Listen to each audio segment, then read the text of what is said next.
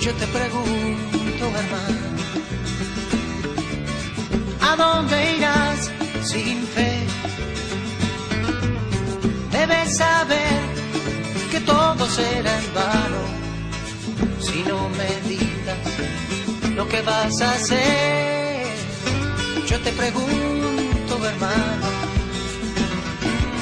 si acaso no es verdad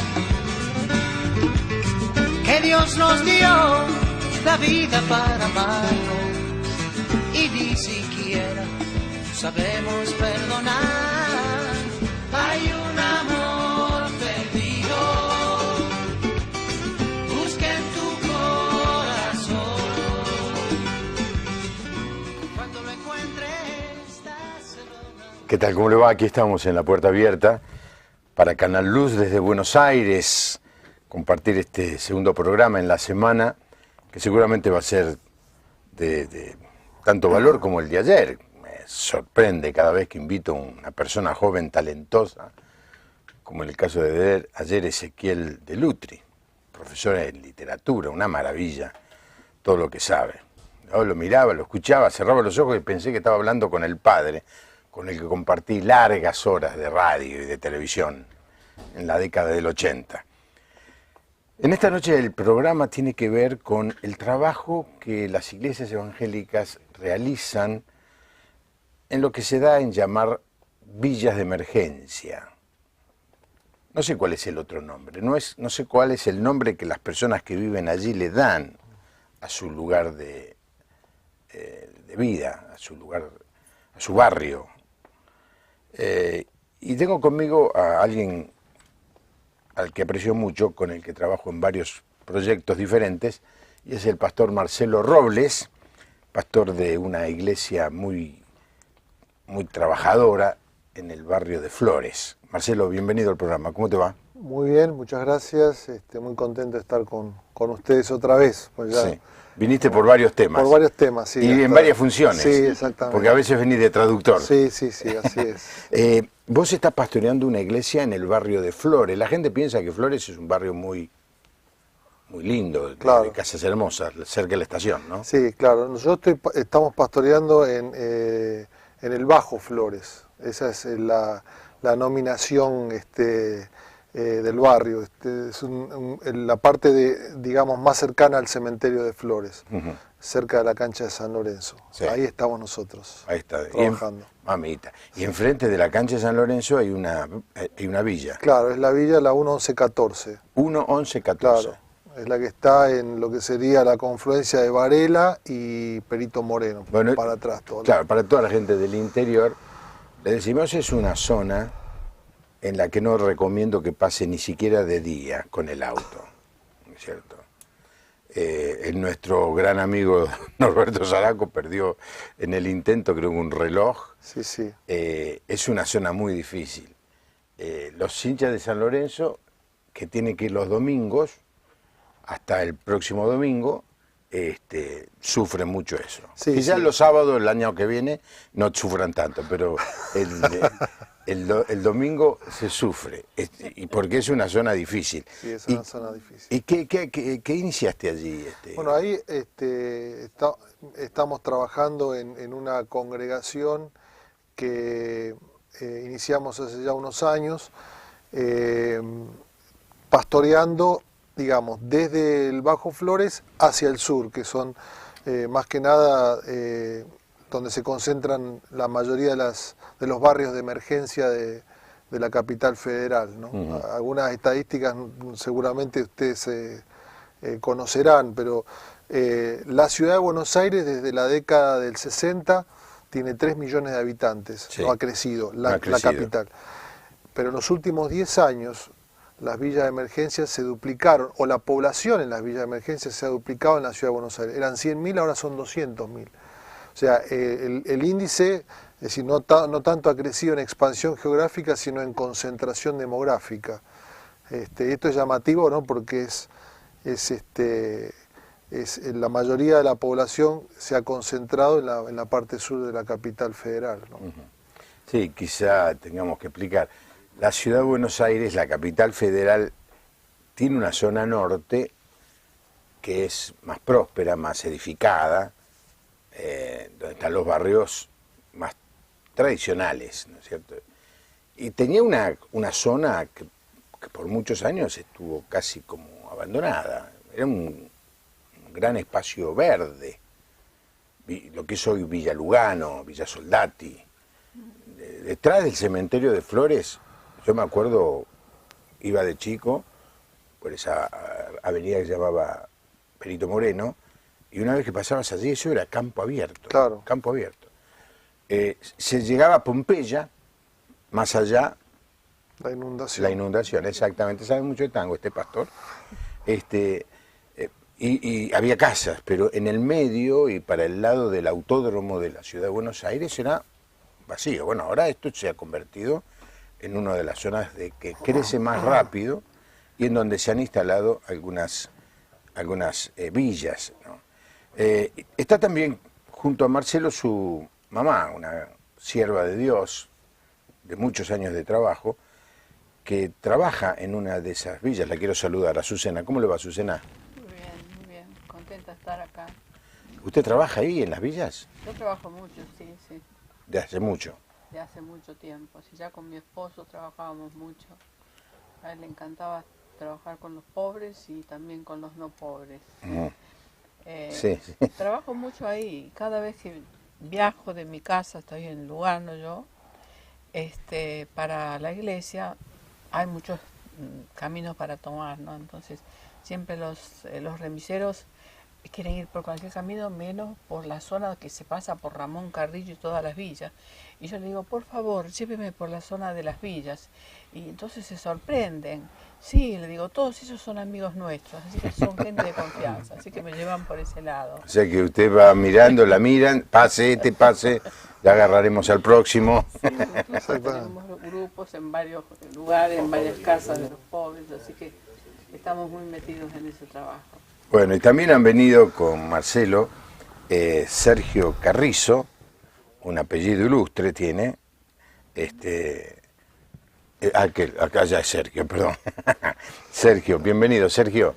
Gracias. ¿Vos estás trabajando allí? Justamente, buenas noches. Estamos ahí por cerca de la cancha de San Lorenzo, ahí por la Avenida Cruz. Tenemos ahí la congregación y juntamente con mi pastor Santos estamos trabajando también en ese lugar. Lo que más que todo es visitamos familias, a hogares.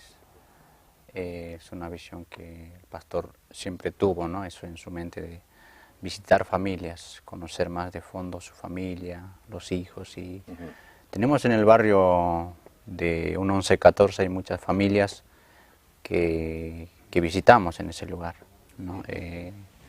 Chicos que salieron de la droga, así, y así vamos trabajando en ese lugar bastante. Muy bien, gracias.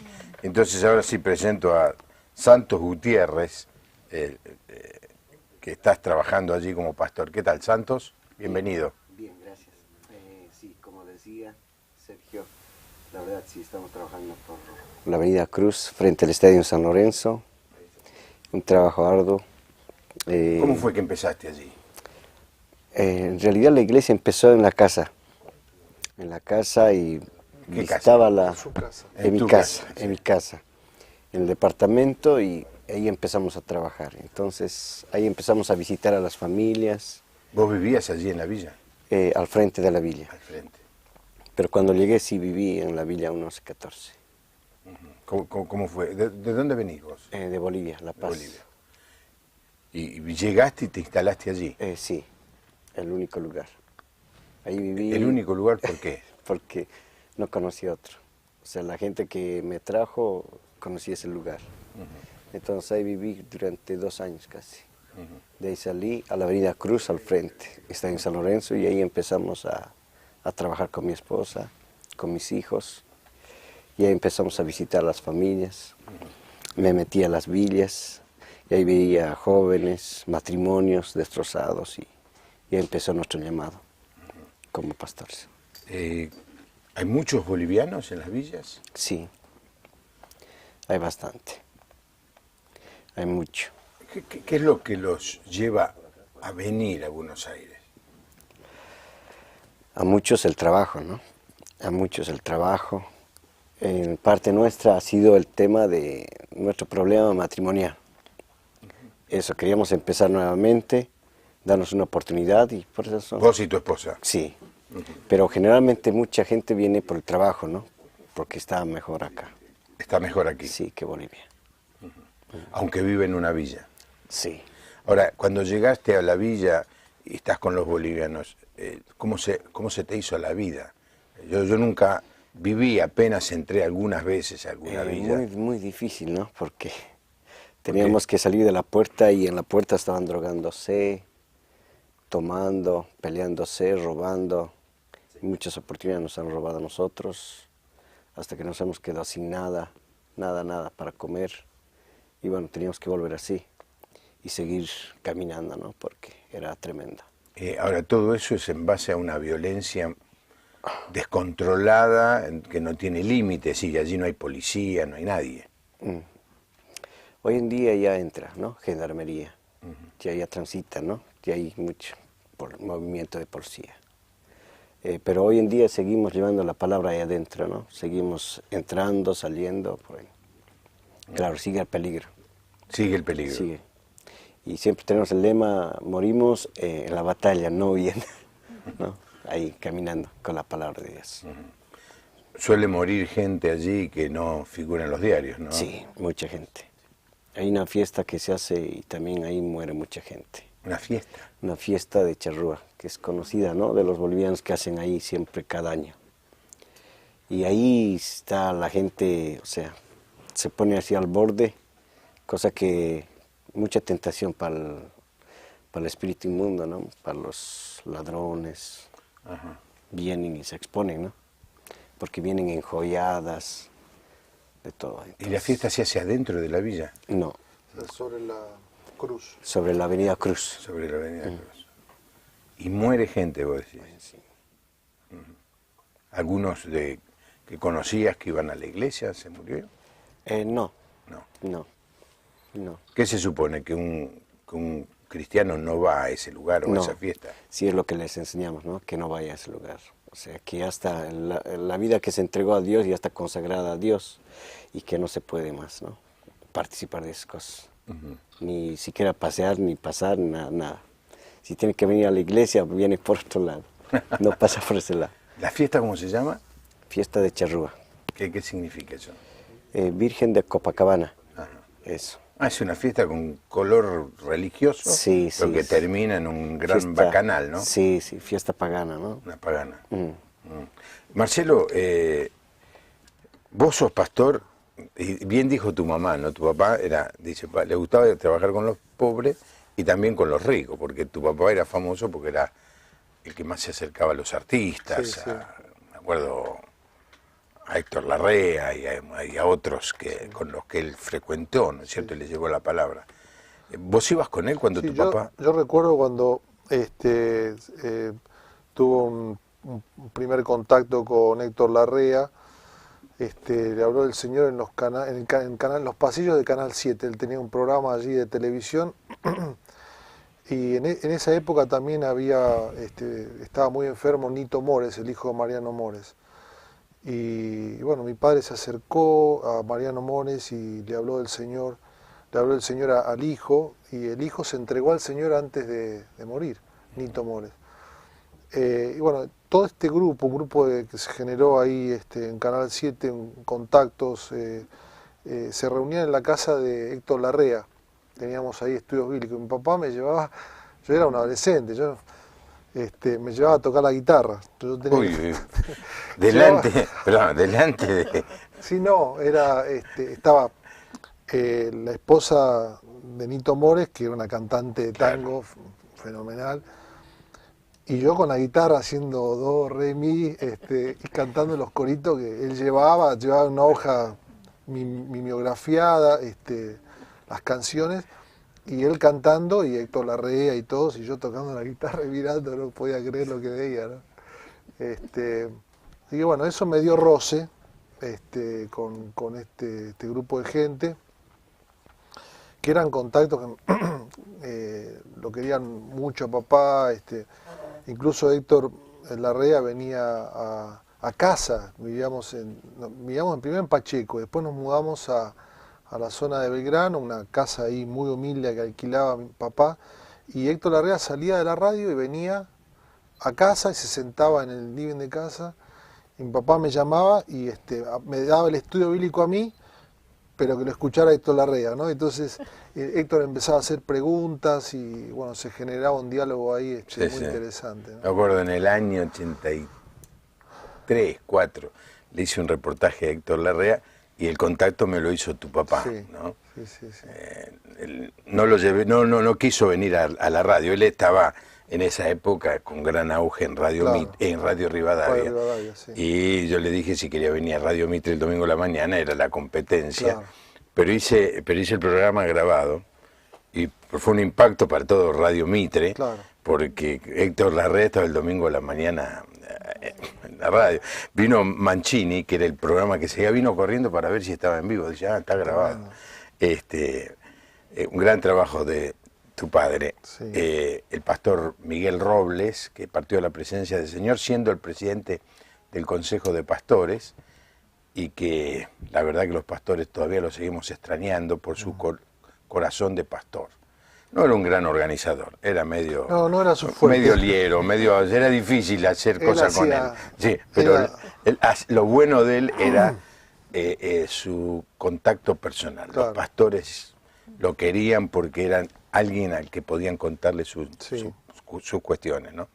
Pero te llevaba también, porque el programa de hoy tiene que ver con las villas, no con la farándula. ¿Te llevaba a las villas? Sí, él siempre decía que él amaba, yo recuerdo cuando empecé a trabajar en la última iglesia que él plantó, él comenzó, fue donde yo estoy pastoreando ahora, ¿no?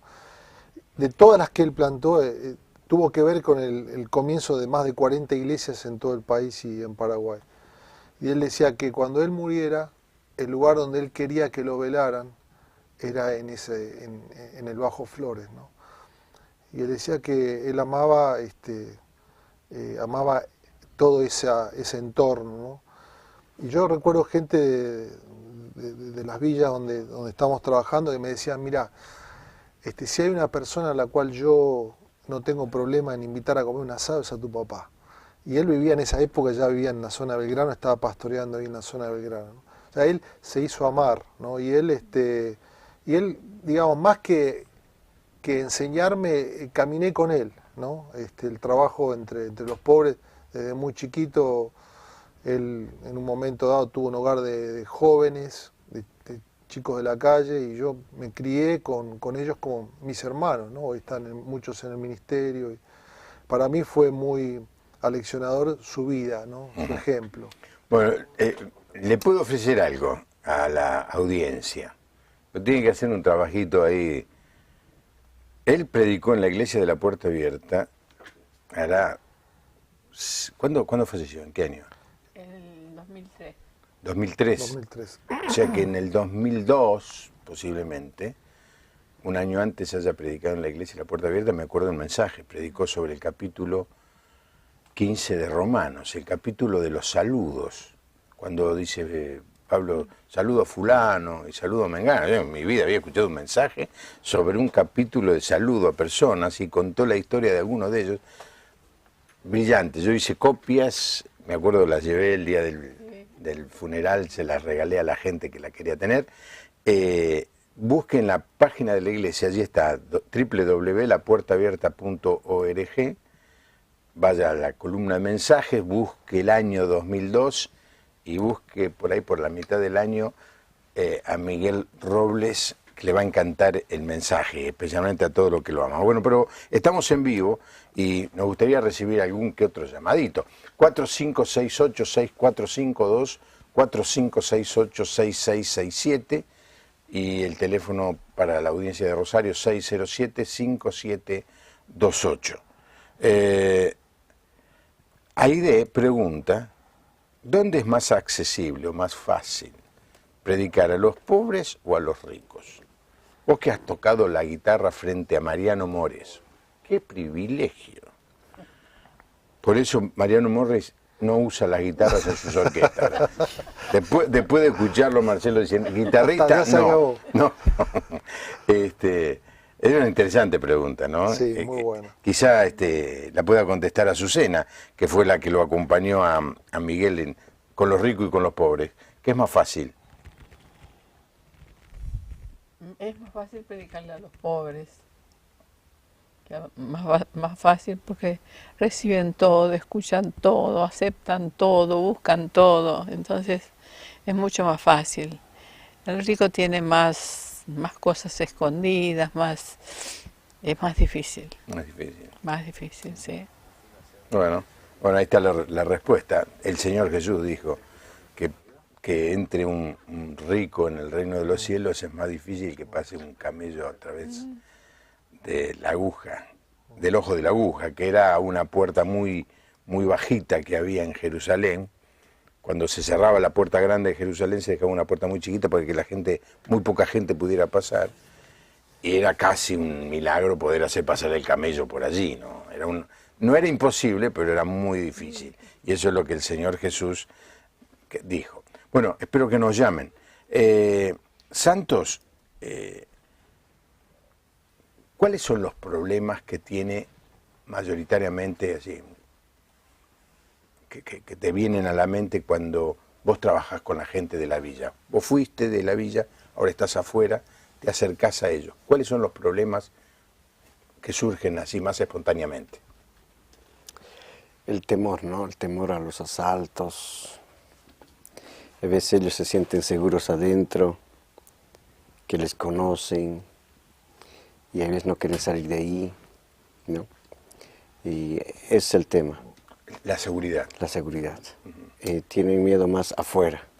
Porque dicen, más afuera de la villa. Sí. Ay, claro. Porque adentro medio que ya viven por años, ya les conocen, pero cuando salen al borde de la villa, vienen de otra villa y se plantan y entonces son los que roban, ¿no? Ajá. Y ese es el temor. El temor. Y cuando entramos nosotros a visitar siempre hay ese problema, que están entrando o que están esperando ahí a la puerta a quieren robar, ¿no? Eso. ¿Te han robado alguna vez? Al entrar sí. Y siempre con la Biblia les han visto, bueno, a veces nos han arrojado con la Biblia. Y siempre hemos llevado 2 pesos en el bolsillo para poder regalarlo. Ajá. Si ya se acercaba, entonces ya directamente le daba, toma, mira, Bueno. te bendigo. Directamente, entonces ya.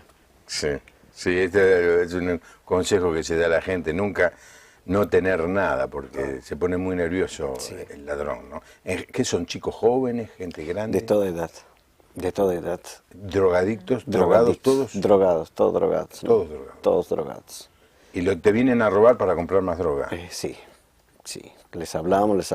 Y hay otros que ya nos conocen, ¿no? Y nos piden, ya sé, usted es evangelista, sí, está viniendo a visitar. Entonces ya les regalamos el folleto y algo más siempre que llevamos una moneda o 2 pesos, algo por ahí. Y en el caso, Sergio, voy a hablar con Sergio que está lejos ahora acá. ¿Vos viviste alguna vez en la villa? Sí, prácticamente más o menos casi como 2 años, 2 años atrás, hasta entonces vivía en la villa. Ajá. Y de ahí me salí, no tan lejos, más o menos a un par de cuadras que ya es el barrio, ¿no? Que sería Bajo Flores, pero antes sí, yo estando en la villa conocí al Señor. Contame eso, contame cómo fue. Mira, tenía un problema, muchos problemas en realidad. Estaba pasando por un problema de salud, por un problema de matrimonio, trabajo, economía. Tenía un dolor en el cuerpo, en la cabeza, de que en la ciudad visité muchos hospitales, creo que 4 o 5 hospitales, pero nunca me dijeron qué es lo que tenía, ¿no? Viajé hasta Bolivia, ¿no? De cual yo soy, de allá de Bolivia, y ahí también me hice así análisis y todo, y los doctores me decían que no, tu cabeza está mejor que el mío, me decían los doctores.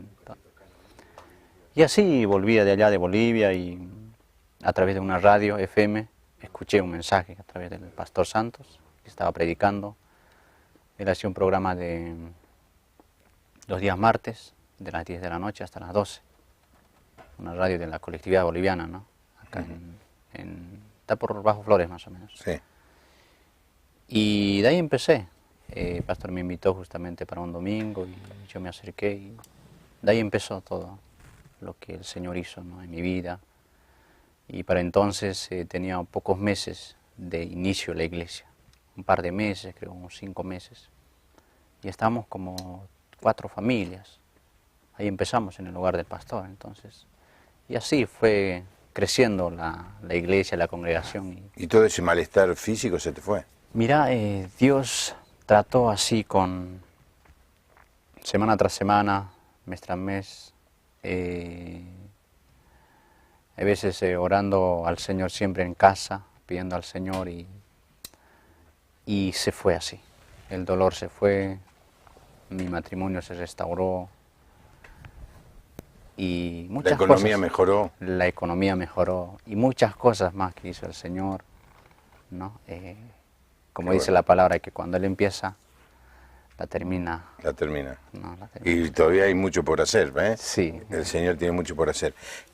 Marcelo, ¿hay muchas iglesias o muchas personas, como en este caso, santos, otros pastores? Hay otros pastores que están trabajando en las diferentes villas que hay en la zona sur, ¿no?, que son varias. El desafío que tenemos es el de trabajar en unidad. No hay división, nos acompañamos, oramos unos por otros, pero están aislados los ministerios, porque la dinámica dentro de cada villa es muy particular. Entonces, los pastores se conocen, apoyan, pero es tan intenso el trabajo, ¿no? Yo siempre digo que trabajar con los pobres arranca con lo romántico del trabajo con los pobres te dura 6 meses. Después empieza el trabajo, ¿no?, que hay que dejar sangre, sudor y lágrimas, porque no hay horarios, no hay días, no hay descansos, y a veces te come vivo si uno no tiene claro prioridades. En mi vida fue un largo aprendizaje, ¿no? Hay iglesias que están trabajando, pero a veces se hace difícil eso que contaba el pastor, ¿no? Esto de el temor que tiene la persona que habita en una villa hacia afuera. Es también verdad en cuanto a las iglesias, ¿no? Los pastores a veces están muy solos, porque el trabajo en la villa requiere una dinámica de trabajo muy particular, ¿no? A mí me ha tocado encontrar gente que por ahí creció en la villa y no sabe leer ni escribir, de 20 años, 21 años, jóvenes de 22 años que no saben leer ni escribir. Estamos enseñándole a algunos de ellos a leer y a escribir con la Biblia, ¿no? Pero estamos hablando de la ciudad de Buenos Aires, capital de Argentina, una ciudad global, de las 50 ciudades globales que hay en el mundo, que haya realidades como esta es tremendo, ¿no? Casos de lepra, casos de líderes de nuestra congregación se han contagiado de lepra por trabajar y servir en estas realidades. ¿Lepra? En nuestras comunidades aquí en la ciudad de Buenos Aires. Tremendo, no puedo decir ni dar nombres ni dar especificaciones porque son realidades que estamos viviendo hoy, ¿no? Pero hay gente que ha dado, yo siempre digo, para mí es una inspiración cuando hay alguien que entrega no solamente de su tiempo ni su dinero, sino también su propio cuerpo, ¿no? En este servicio al prójimo. Claro. La lepra es una enfermedad que ha ido desapareciendo ante el avance de la medicina, ¿no es cierto? De todas maneras hay famosos leprosarios. Sí. General Rodríguez, yo supe visitar cuando tenía 14, 15 años, tocaba el acordeón en esa época, pero nunca me animé a tocar delante de Mariano More, ¿no?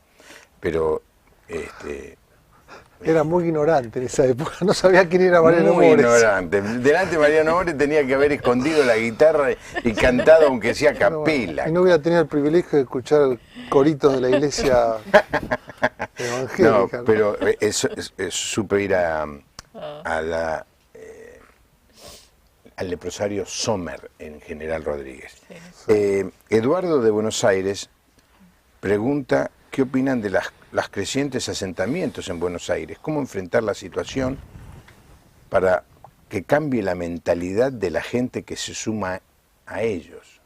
Claro, los ciudadanos de Buenos Aires vemos que eso crece, y ¿cómo hacer para que no crezca? Una pregunta que no sé si podemos contestar nosotros, ¿no? Porque tiene que ver con la economía regional. A ver, Buenos Aires es una ciudad rica, tiene barrios que se comparan en el precio por metro cuadrado a el costo de un departamento. No estoy hablando ni de Barrio Norte, del Barrio Parque, donde vive Susana Jiménez y Mirta Legrand y Macri. No estoy hablando de ese barrio. Estoy hablando de barrios, acá, Villaluro, el metro cuadrado vale lo mismo que en Manhattan. Sí. O sea, hay unas zonas de mucha riqueza. En Lugano mismo, en la zona de Lugano donde están las casas, los primeros habitantes italianos, el metro cuadrado es carísimo. Yo tengo mi cuñado que viene a Estados Unidos, compró una casa espectacular de 4 habitaciones, la está pagando con mucho esfuerzo, pero el valor de la casa valía lo que era una casa chorizo en Lugano. Capital es un lugar muy caro. Entonces, digo yo, ¿no?, para contestar esta pregunta, la gente que vive en zonas pobres se acerca a estos lugares donde hay riqueza pensando que le puede llegar el famoso derrame, ¿no? Hay más trabajo, hay más oportunidades de hacer plata. Eso es un poco, Santos, la mentalidad con que los bolivianos vienen a Buenos Aires. Sí, ¿no? Porque cada boliviano que llega acá viene con una mentalidad de darles una vida mejor, ¿no?, a sus hijos. Y tener una mejor calidad para ellos de vida. Y bueno, creo que acá lo hemos encontrado, ¿no? Y muchos han encontrado. Claro. ¿Aún viviendo en la villa mejora la...? No tanto así, ¿no? Pues peligroso, ¿no? Ahí dentro. Y hay que... Pero lo toman como un escalón para después ir a otro lado. Sí, pero hay muchos sí. Lo que reconocemos los argentinos, que la contracción al trabajo de nuestros hermanos bolivianos es increíble, ¿no? La capacidad de... Ahora los chinos se han dedicado a los supermercados. Entre el almacén y los grandes supermercados están los chinos, ¿no es cierto? Y en las verdulerías los bolivianos.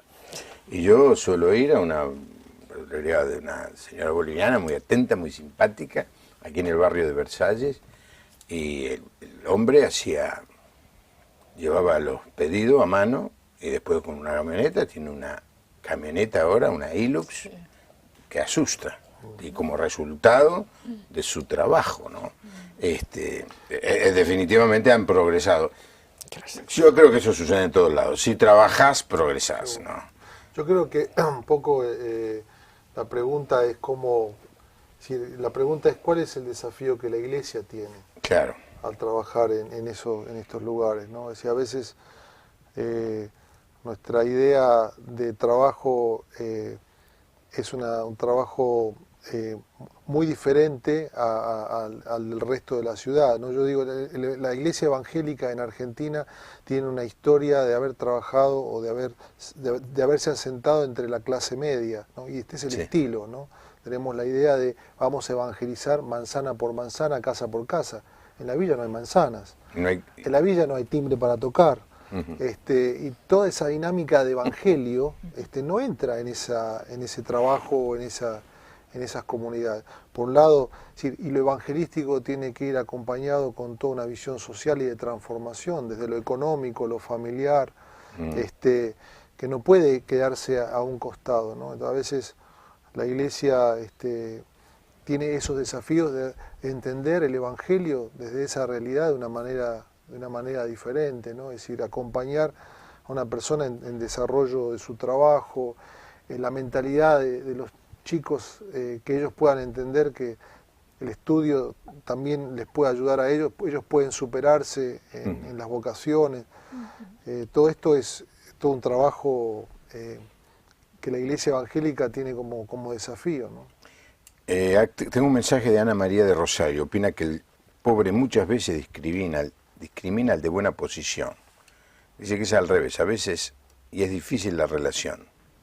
Sí. Discriminan porque tienen mejor posición.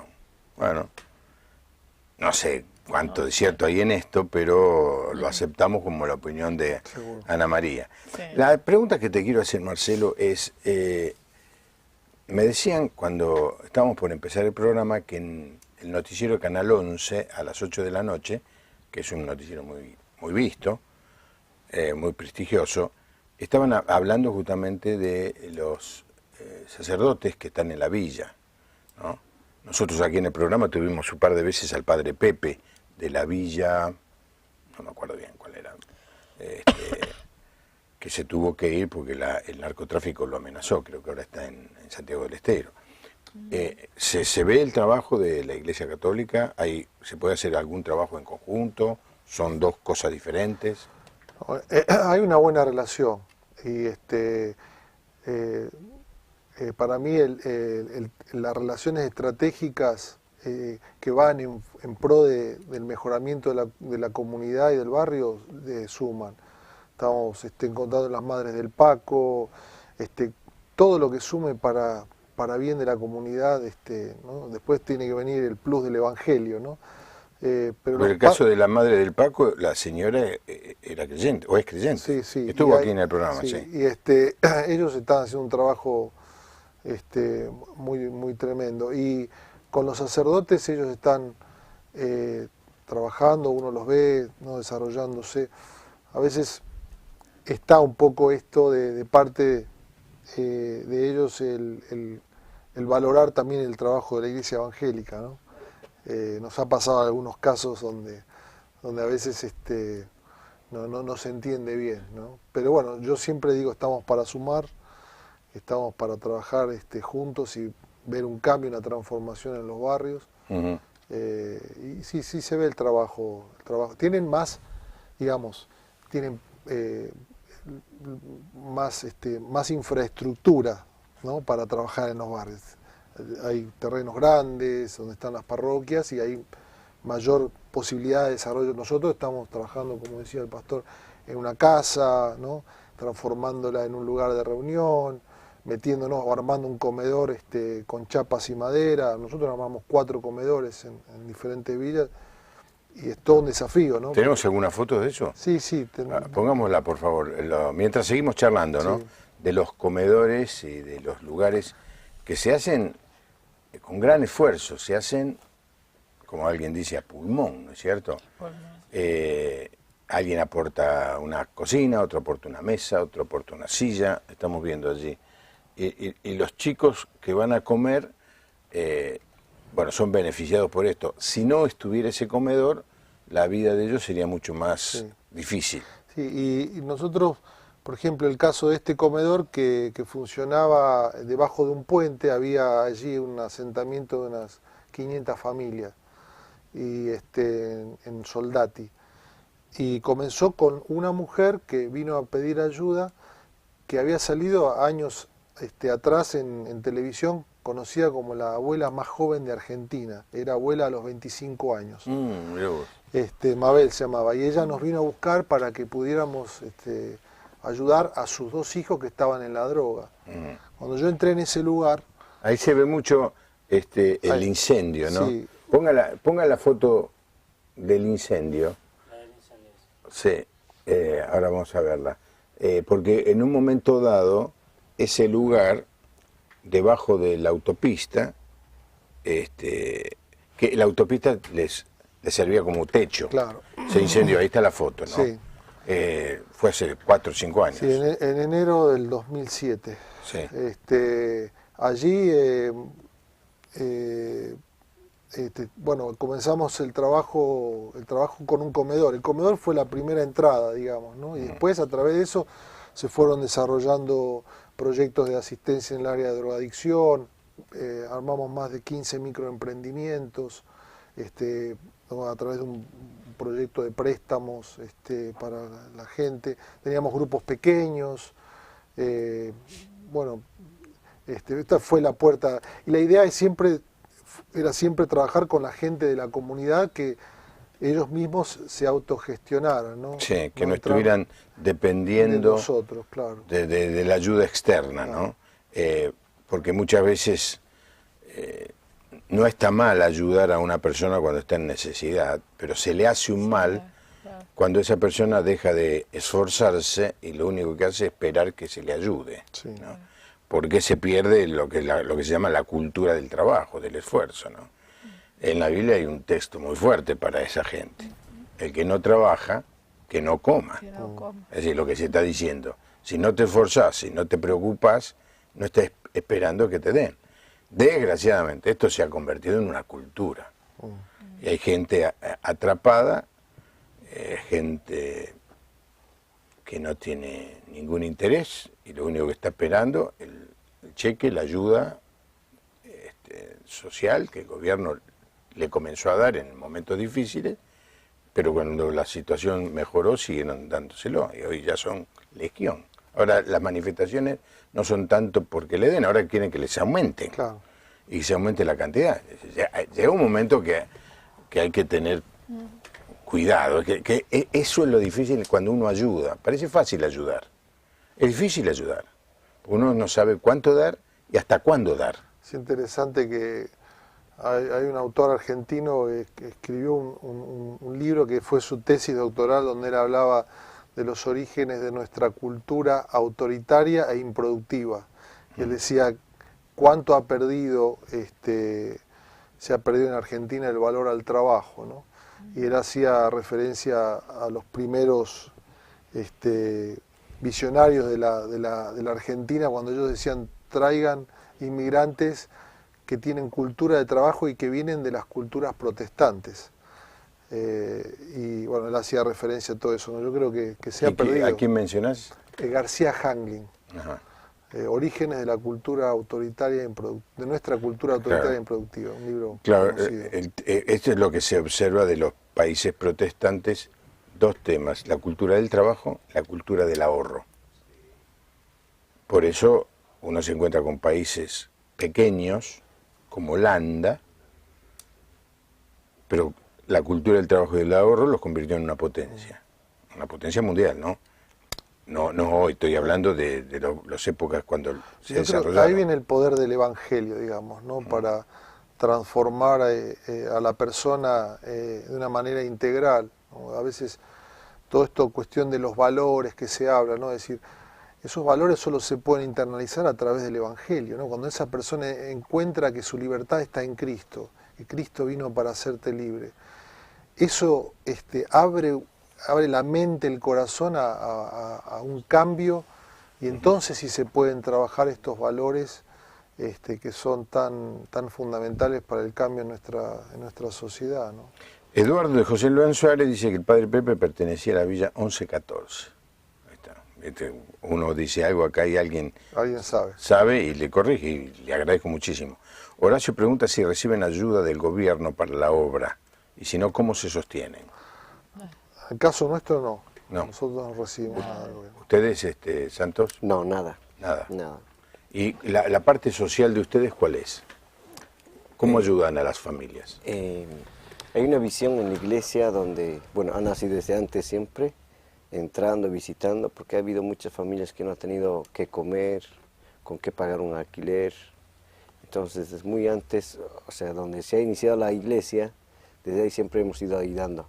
Como usted dijo, con cierta limitación, porque cuando damos más, quieren, ¿no? Sí. Entonces hemos ido ayudando. Y hoy en día, gracias a Dios, ha ido creciendo eso, visitando, aún sigue ayudándose, hasta que la persona se ponga de pie y pueda caminar después. Y esa persona también comienza a ayudar. Ayudar también, ¿no? Y ayudar que la iglesia también se siga creciendo, tanto económicamente y también ayudando a otras personas, ¿no? En el caso de ustedes, Santos, ¿tienen un lugar, un templo, como se diría? Sí, la casa de Dios. Casa de Dios sí tenemos, está ubicado en la avenida Cruz, bajo Flores, frente al estadio de San Lorenzo. Ahí estamos ubicados. Hoy en día contamos, gracias a Dios, Dios nos ha bendecido muchísimo. O sea, como hemos brindado la mano a otra gente, esa gente ha recibido el milagro de Dios, se ha levantado, ha sido bendecida, ha sido restaurada, y esa misma gente, o sea, ha venido y ha bendecido también la casa de Dios. Hoy en día tenemos la radio propia, una FM, y con esa radio trabajamos y bueno, ahí pusimos un buffet de abogados que nos respaldan hoy en día.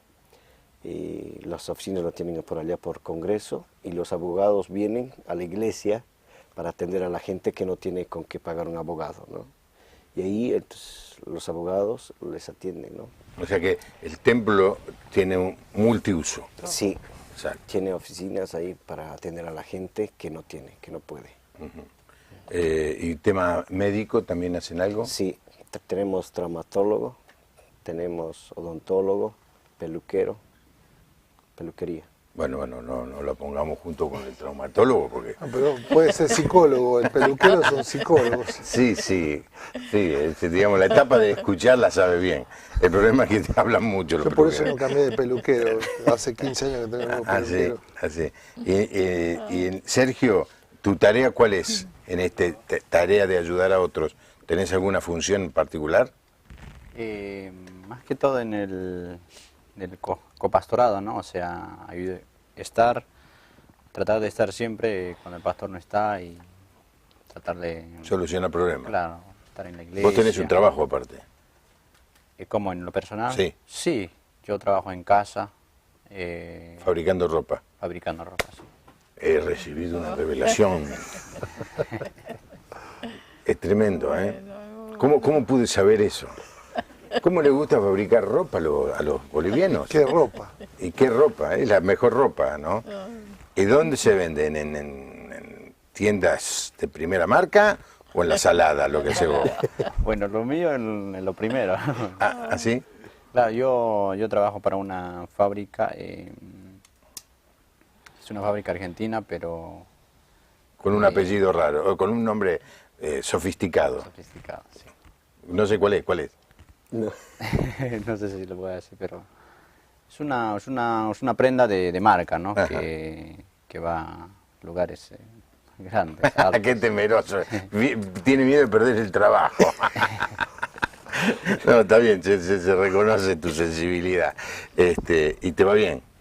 Sí, lo que nosotros hacemos es un trabajo, mi familia es mi esposa y tengo una nena de 5 años y lo que hacemos es un trabajo en la casa, en el hogar, ¿no? Propio, como te puedo decir, en la casa, Sí, familia, ¿no? Sí, claro. Una mini pyme, no sé cómo se llama eso, ¿no? Bueno, porque vaya la cosa que voy a decir, cuando uno quiere trabajar, consigue trabajo. Consigue trabajo.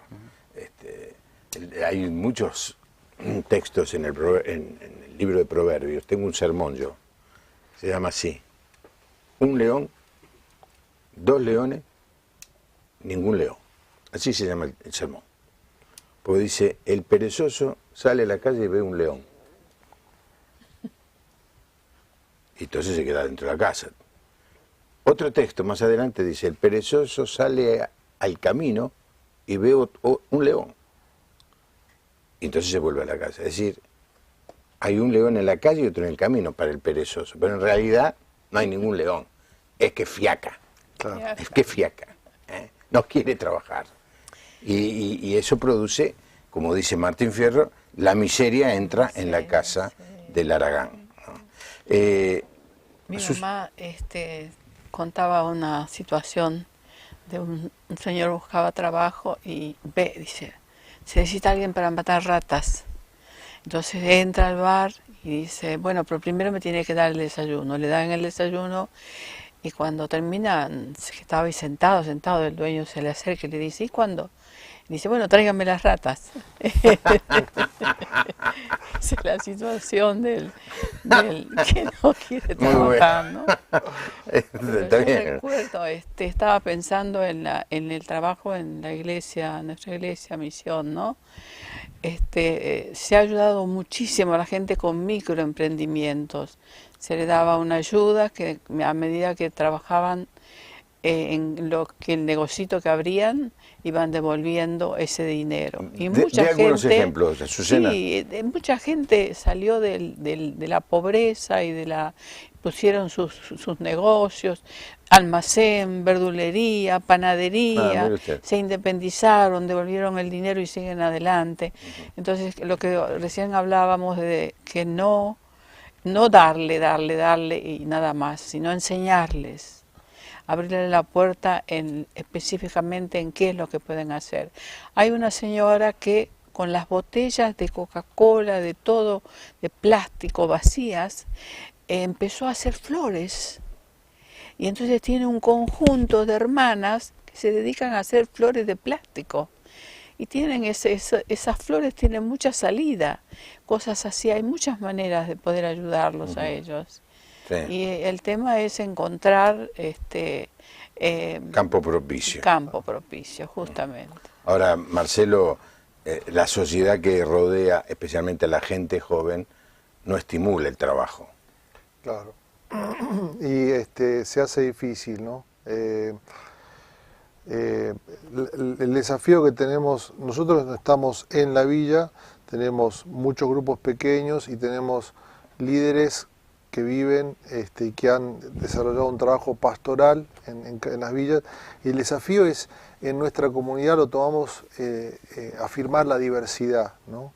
Es decir, tenemos gente de 15 nacionalidades diferentes, de todas desde México para abajo, de todos los tipos, ¿no? Y el desafío es ir generando espacios de integración, donde jóvenes que por ahí no tienen oportunidades puedan encontrar oportunidades de estudio, de trabajo a partir de la relación con la comunidad, con la iglesia, ¿no? Para mí ha sido uno de los mayores desafíos. Muchas veces, yo recuerdo, tuvimos en una etapa viviendo en la iglesia 15 adolescentes, ¿no? Que los tomamos como familia, los sacamos de la villa, y la idea no era meterlos en la iglesia, sino la idea era cambiarles la forma de pensar, ¿no? Es decir, saliste de la villa, vas a volver a la villa como agente de transformación, vas a creer que Dios puede cambiar tu actitud hacia la ciudad, ¿no? Y yo recuerdo una chica, cuando me acuerdo que no había aprobado el examen en la UBA, y dije, bueno, no vamos a perder el año, vamos a buscar una universidad privada para que estudies, y vamos a conseguir una beca. Y ella salió corriendo, llorando, y yo la fui a buscar, ¿no? Y le digo, ¿qué pasa? Y me dice, no, yo nunca pensé que era digna de estudiar en una escuela como esa, ¿no? Yo dije, mira, Dios te ha hecho digna.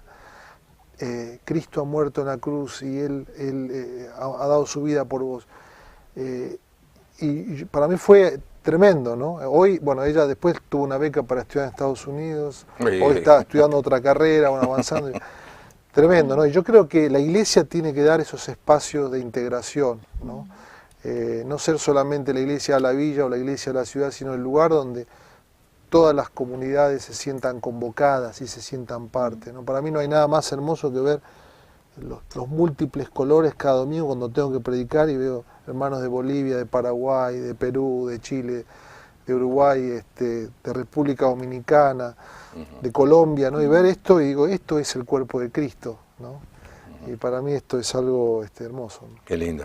Sí. Vamos a poner un email, a ver, porque yo vi que lo estabas dictando.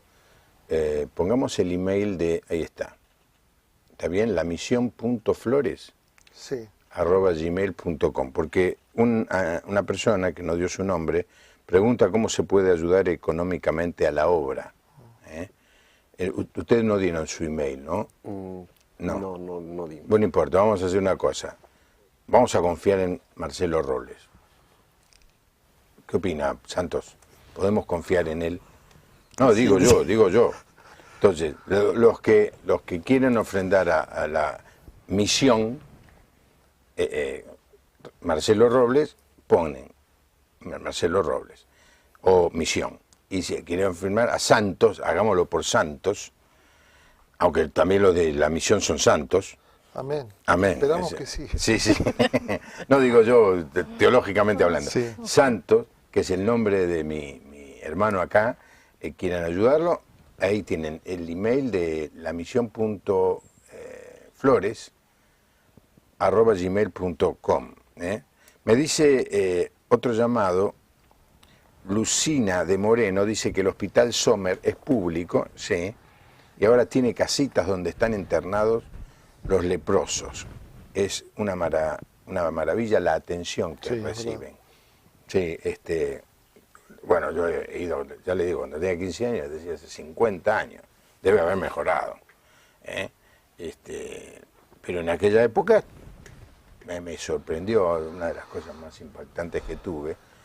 Yo iba con un hermano que atendía ese lugar, el hermano Rondinella, ya por supuesto con el Señor, y llegó el momento de la cena del Señor. Ay, ay, ay. Entonces nos dieron una copa, la cena del Señor, para los sanos y una copa para los enfermos. Pero el hermano de Rondinella, que era el misionero de ellos, tomó de la copa de los enfermos. Y eso no me olvido nunca. Estoy hablando 50 años después. Y me imagino que él pensaba, si yo no me identifico con los que quiero ganar, nunca lo voy a ganar. Y lo amaban y lo respetaban, porque era capaz de arriesgar su vida y su salud. Por supuesto, falleció de una enfermedad que no tiene nada que ver con la lepra. El Señor lo mantuvo sano. Pero es un poco lo que uno tiene que hacer, ¿no es cierto? Muchísimas gracias por haber venido, caballero. Adelante con el copastorado. No es poca cosa ser copastor de un santo. No, ¿no es cierto? Sos copastor de un santo. Acá el santo Gutiérrez. Gracias por venir, santo. Gracias. Azucena, qué gusto tenerla, y haber podido recordar un poco a don Miguel Robles, su esposo. Gracias, Marcelo. Gracias. Seguimos trabajando, porque Marcelo, entre otras cosas, dirige un curso de cómo plantar iglesias en las zonas ricas, a la vez que trabaja en la villa del Bajo Flores. Es decir, sos casi versátil. Como papá. Como tu papá. Pero ¿cómo se animó a tocar la guitarra delante de Mariano Mora? Bueno. Tal palo, tal astilla. Sí, sí. Espero que les haya gustado el programa. Que Dios les bendiga. Nos encontramos mañana aquí en La Puerta Abierta. Gracias.